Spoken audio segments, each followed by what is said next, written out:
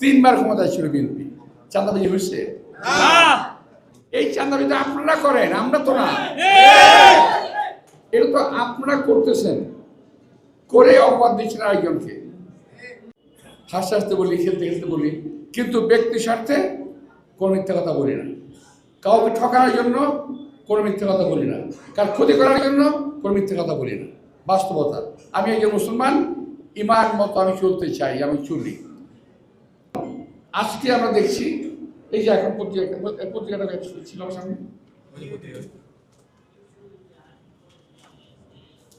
এই পত্রিকাটা আমি দিল একজন,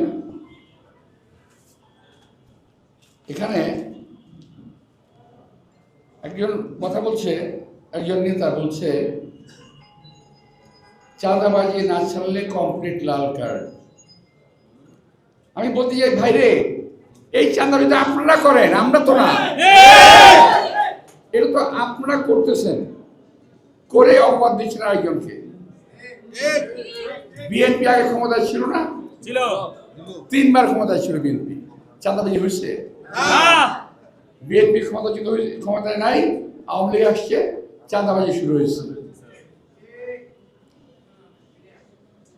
অনেক সমস্যা শুরু হয়েছে, অনেক। কারণ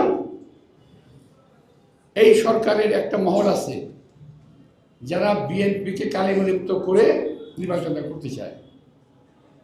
ঠিক।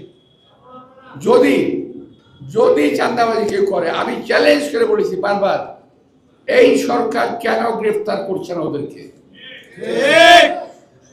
চাঁদাবাজ যেই হোক, সে চাঁদাবাজ, তাকে গ্রেফতার করতে হবে। কেন করছে না?